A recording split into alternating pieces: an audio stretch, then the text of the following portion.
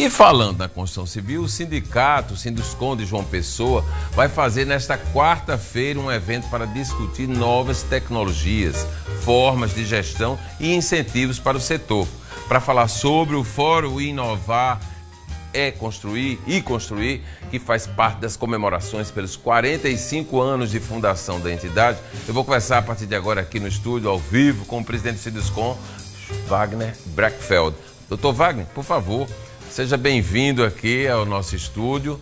Chegue cá para contar desse tempo do Sinduscon. Prazer tê-lo aqui, viu? Vamos sentar aqui. Obrigado. E me fale deste evento que vai acontecer esta semana. Primeiro, bom dia, Gerardo. Um prazer participar do teu programa.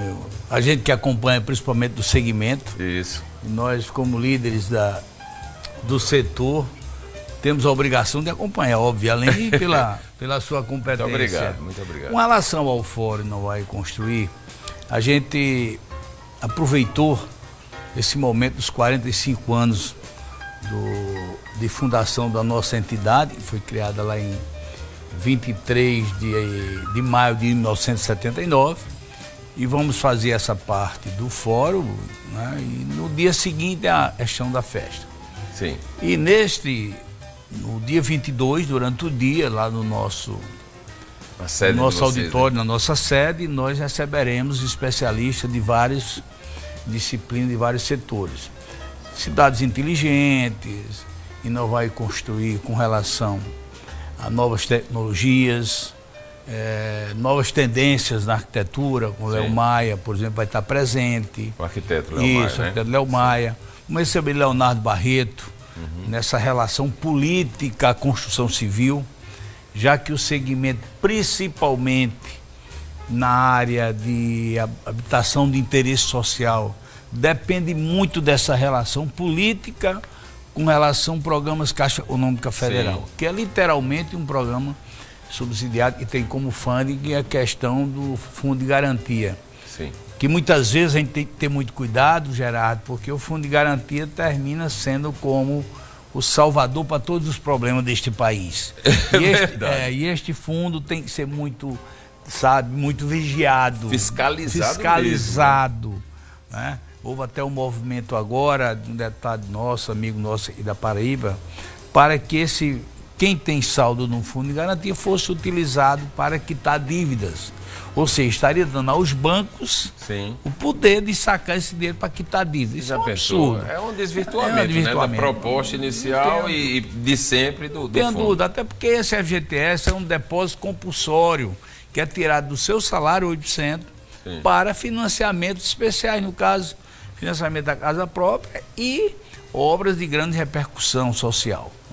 Então nós não podemos deixar isso acontecer.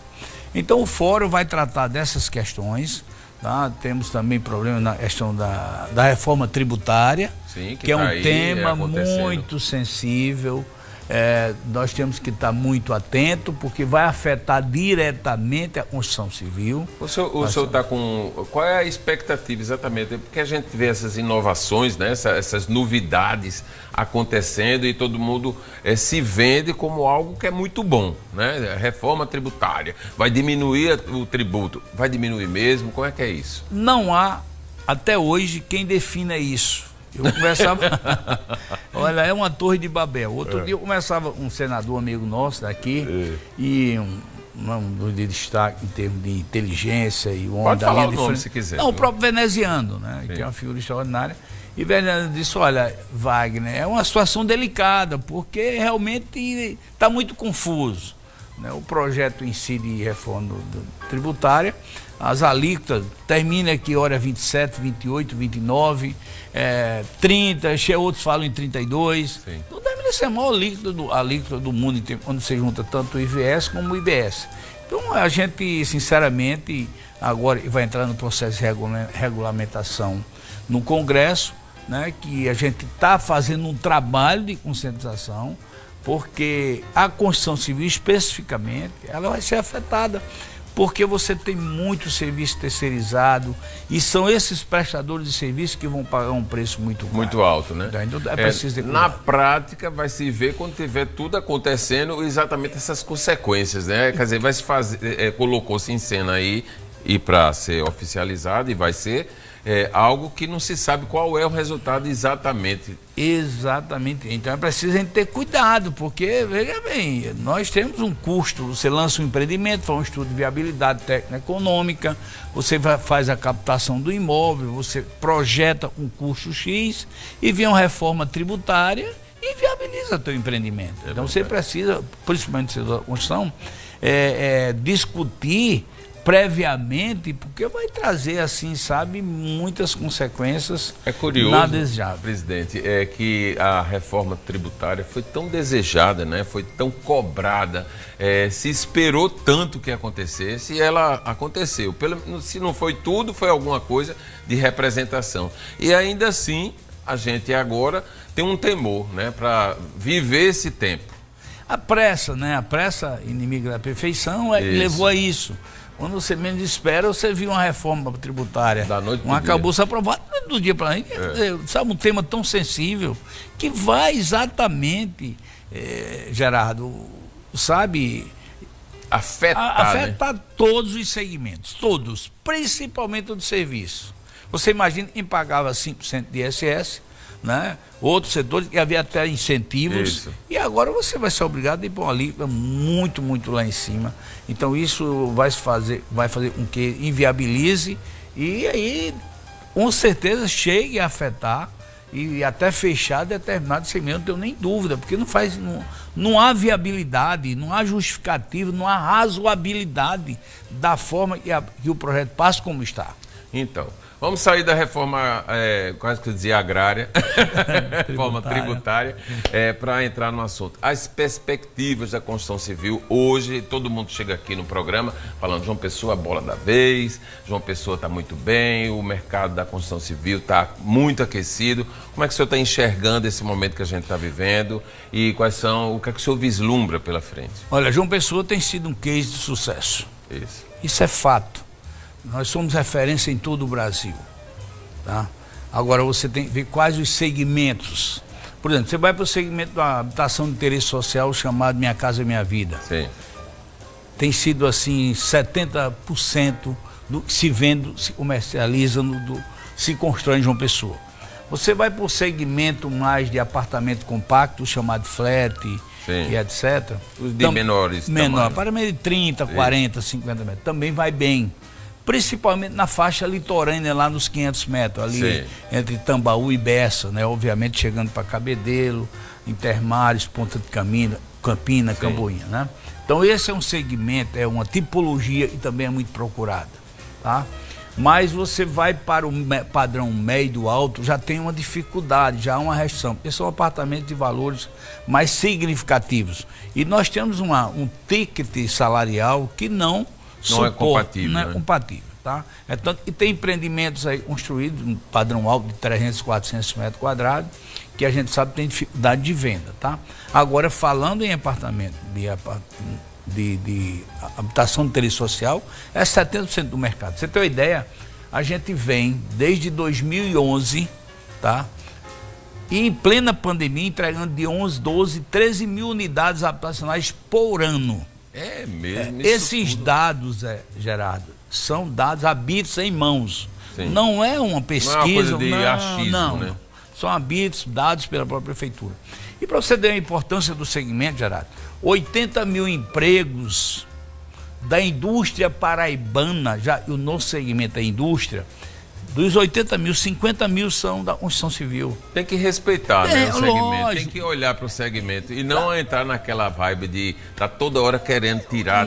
E é impressionante, e faz um apelo, a gente respeita muito, sabe, a questão da legalidade, os Silos contêm esse papel, sabe, de defender o que é legal, né? E muitas vezes a gente vê uma campanha, sabe, negando essa importância para a nossa economia na geração de emprego e renda. Então é preciso ter cautela, sabe, escutar mais, ver mais, como está se comportando, qual a importância desse segmento, porque muitas vezes são campanhas que não ajudam. prejudica bastante. É verdade. Eu sempre tenho essa percepção que o setor da construção civil, que é quem contribui mais mesmo, a gente vê, estão lá, é denso. E os números são densos, né? E aí, na hora de se falar, de se comentar, a própria imprensa, ela faz dá uma visão, passa uma visão, como se fosse uma exploração, né? E não é, a exploração aí é se fazer, né? Primeiro, ter peito para fazer, enfrentar essa carga tributária que já era alta e agora a gente não sabe como vai ficar. Depois, é quem oferece emprego, né? Com força dentro do mercado. Hoje falta, né? Pedreiro, ajudante, a gente vê isso em todo canto. João Pessoa, Bananeiras, que é bola da vez aí também na... A escassez de capital humano, profissionais é muito grande no Brasil inteiro. Sim. Mas João Pessoa está numa situação muito delicada. O mercado muito aquecido, obviamente que falta mão de obra. Isso. Principalmente a mão de obra especializada, do pedreiro, do pintor, do carpinteiro, do ferreiro, tá? Então a gente tem que estar formando constantemente profissionais dentro da sua própria obra. Sim. Porque você também tem um Senai, né, que é ligado à FIEP, isso, que era para estar bem aquecido, fornecendo para o mercado profissionais qualificados e está em dificuldade. Então nós precisamos fazer com que também haja uma interação entre a indústria da construção e o Senai na formação dos novos profissionais. É isso aí. Essa é a solução. Eu tive com o presidente da Federação das Indústrias do Estado da Paraíba, doutor Cassiano Pereira, e ele está bem entusiasmado no sentido de implementar isso aí, é algo que é realmente relevante. Eu quero só para encerrar aqui, doutor Wagner, saber da programação. No dia 22 tem o evento dia inteiro com palestra, convidados os interessados do setor podem ir. Nós teremos, são 120 vagas, tem lá, entra no Sindusconto, tem lá uma janelazinha que você faz sua inscrição lá no site. Tem que fazer a inscrição, isso é relevante. São 120 vagas só, tá? Começa às 9 da manhã, vai até às 18 horas. E no dia seguinte? No dia 23, aí não, teria lá na Casa Roça, nós vamos receber convidados de Brasília, presidente da CEBIC, o presidente da Caixa Econômica, o paraibano Carlos Vieira, vai estar presente. Muito tá? bom. E o setor da construção civil, porque mesmo com todas essas dificuldades... Não é só de fora não, tem que estar a categoria lá, né? Muito bem. E você vai estar lá, Vou com toda certeza, o Tambaú Imóveis Negócios vai cobrir todo o evento. Quero agradecer a sua presença aqui, pedir que fique mais um pouquinho aí sentado para acompanhar.